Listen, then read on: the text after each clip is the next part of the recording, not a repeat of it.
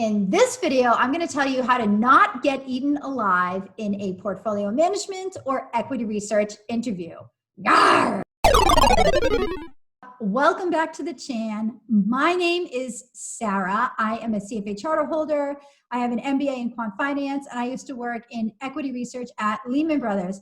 I do weekly videos on the subject of portfolio management careers.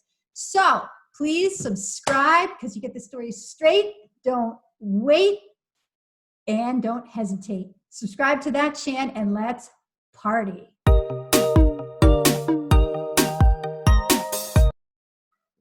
Now, I wanted to make this video because I see some of y'all that just have no rhyme or reason to how you're going about your equity research interviews. And I see from the comments and from talking to some of you that you're going into it from a position of real weakness. So I'm really excited about this video. I'm going to include things that I have not discussed before, and let's get into it. So the first thing that I wanted to tell you about going into an equity research interview is a lot of what happens in the interview is determined before the interview. And what do I mean by that? What is the level of preparation that you are doing before the interview? Because for some of you, it's nothing. So there are several realms in which you need to prepare. The first thing is you need to have your appearance down. Yes, I see some of you that are showing up to these interviews that just have like not the right shoes, belts not coordinated with the outfit, not the right kind of shirt. So you really want to put your best self forward, and especially where during the pandemic, there's going to be an awful lot of demand for these jobs. How you look does matter. So I would just say that is like, check your appearance and really think about what is the impression that you're conveying, and is this really the best possible impression physically that you could? Because these are very highly paid jobs. They have a certain idea for how they want their employees to look and act and what they want their demeanor to be. So are you well kept? Are you well groomed? Are you keeping up with all, like your skin, your hair, your nails, all of these things? Like, I'm sorry, but it does matter. That's the first thing. The second thing is your whole attitude towards the company starts the minute that your contact begins with the company. So I see a lot of you that will be like mean to the administrative assistant or just not pay her or him any mind. Every interaction and every touch point is going to be part of the overall evaluation. And trust me, if you're curt or rude with the administrative assistant, 100% that's getting back to the boss, okay? So just ask everybody their name. Like, you would be so surprised at the value of just pausing to ask somebody, well, what do you do here at the company? What do you like about working here? You can get a lot of good information, and when you treat them like an actual person, instead of just ignoring them, especially when you're talking about administrative staff, that is probably going to get back to the boss too, that you were so nice and that you treated them with kindness and dignity. They'll probably say something like, oh, she was really great, or he was really great. I really liked her. And that matters, because at the end of the day, although this is a technical job, understand that they absolutely want people with good communication skills that are going to get along well with their team. And I know that's not something that a lot of you value, but they value it. Trust me, they do. So if you're going into an equity research or portfolio management interview, you absolutely should have some models prepared. So the other thing is that I do have a link where you can download my free models. It's in the summary box below. If you haven't clicked and downloaded these, please do so. Please do not go to an equity research interview with no information about companies that you're following. Please do not do that. You're just going to look stupid, right? Now, you should have 3 buys, 3 sells, and 1 neutral. That is the amount of research that you need to do if you're going up for an equity research job. But if you don't like research, then hello, you should not be interviewing for these jobs anyways, because it's very intense. They want people who are committed, and you really need to show them that you're doing all of the responsibilities, or most of them, that somebody in this role would be expected to perform. That's the best way to eliminate uncertainty and doubt, and to convince them that there's not as much risk with choosing you as with choosing the next person. So, by the way, I was just curious, are you enjoying this video? If you are, could you please give it a thumbs up? And the reason is that this really helps me so that I can understand what kind of content to make for you in the future. The other thing is, prior to the interview, I want you to take some time to think about the questions that they are likely to ask you. And I want you to have the answers written out. So for example, one of the questions that they're probably going to ask is, why do you want to work here at this company? And I would say that you really want to make sure that you're not just reiterating what you've read in their marketing materials. Like, don't be the investor relations department, okay? They already did the job of disseminating the marketing message. They don't need you to, and they know it. They know what the marketing message is. What they're looking for is they're looking for you to bring out something about yourself, about your personality. So it could be something like, well, I noticed that there's a great opportunity to be part of the charitable giving initiatives here at your company. Or I like the company culture because it seems like there's a great emphasis placed on mentorship. And that's important to me because I have the attitude of being a lifelong learner. This would be a really good match for me for that reason. Think about the questions that they're going to ask you and be prepared for what's going to happen if they don't like your answer. You have to have a rebuttal so that you can fight back. So when you're thinking about the questions they're going to ask you, remember that you have to be ready with a rebuttal to fight back if you answer in a way that they don't like.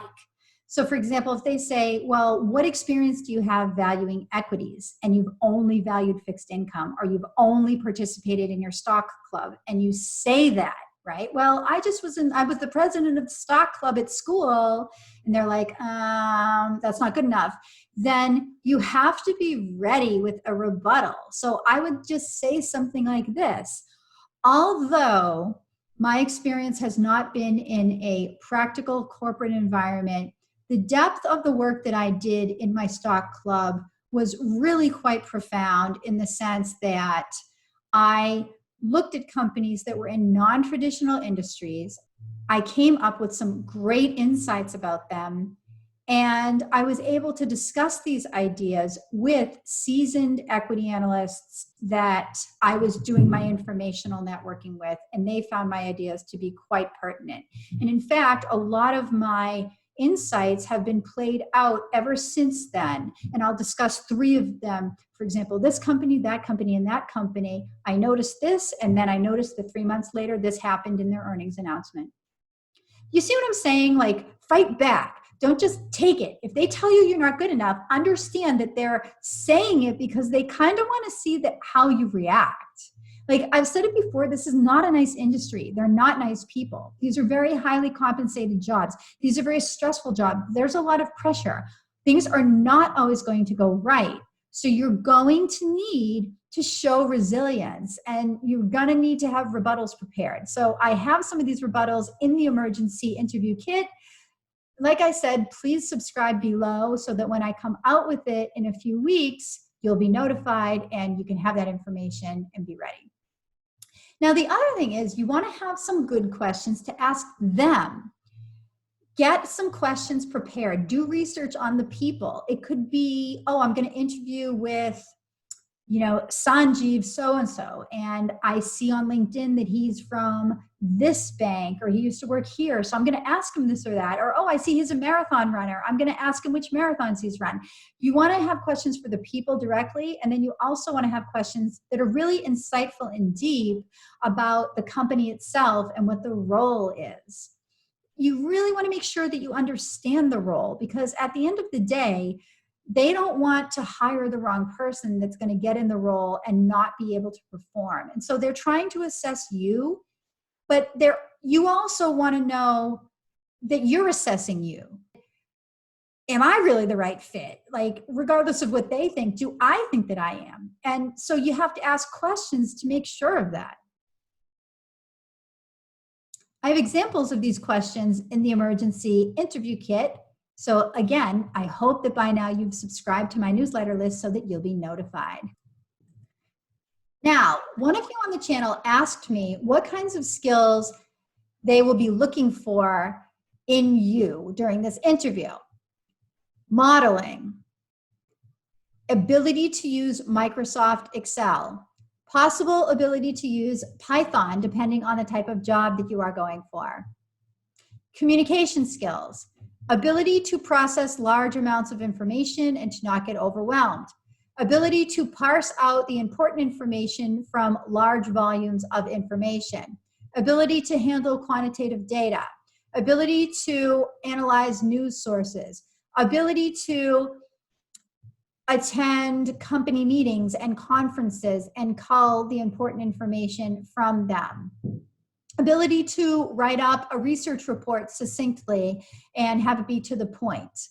So there are some qualitative skills and some quantitative skills. These are just examples of some of the skills that you may be being probed for during these interviews.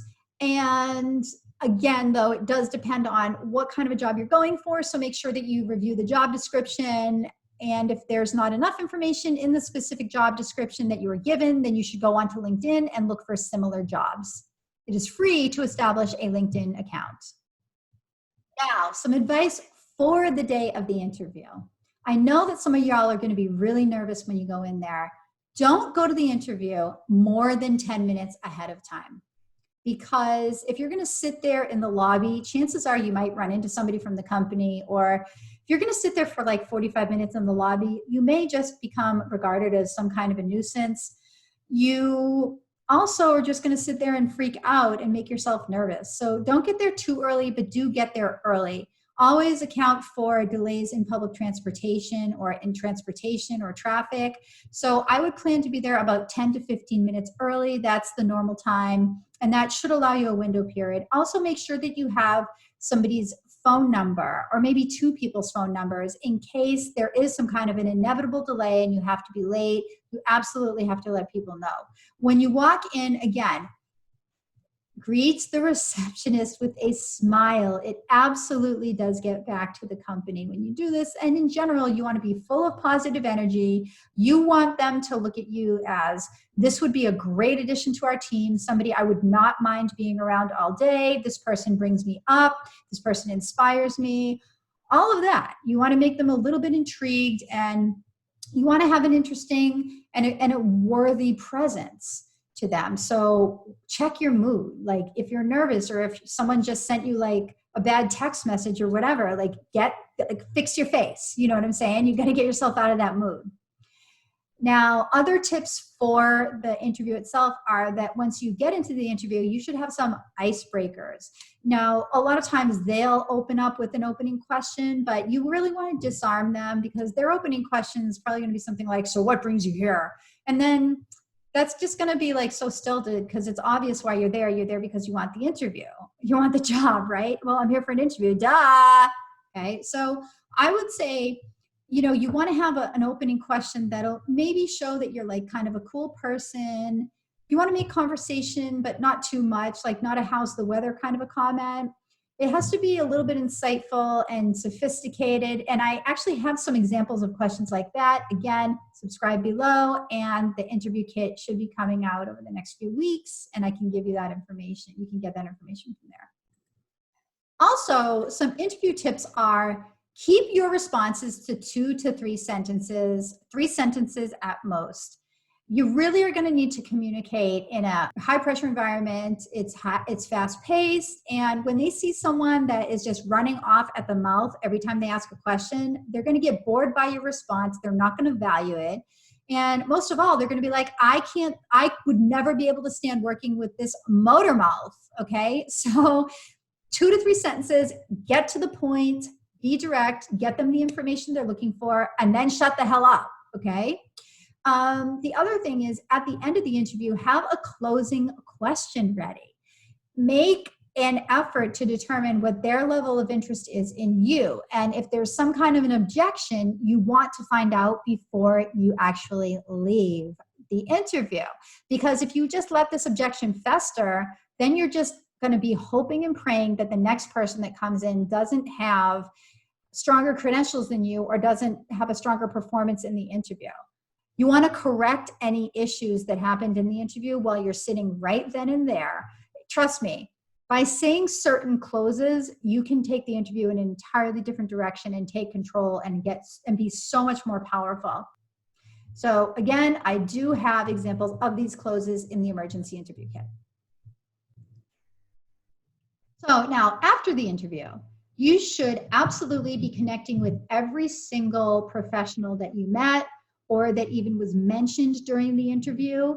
Walk out of the interview, use the administrative assistant's name, tell them to have a good day, send a thank you note in the mail. I know this is a little bit more work and you all do not like doing it for that reason, but I can tell you that it will definitely separate you. And the reason is that a lot of people don't like to take the time to do this. So write a great thank you note, allude to something cool that came up in the conversation that they can connect with, and put a stamp on it and send it. And don't make excuses about not doing this.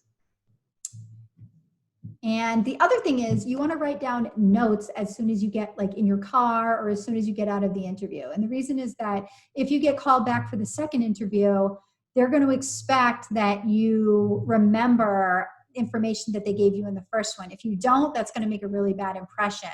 Imagine how much better it will be if you get called back and you're able to just kind of continue the conversation. And the other thing is, like, when someone gives you information during the first interview, that's such a valuable tool because you can then be in such a greater position of control and power in the second interview. You can help to avoid weaknesses. You can use that information to help you to strengthen your position and your candidacy. So the information that you gain during this interview is really useful.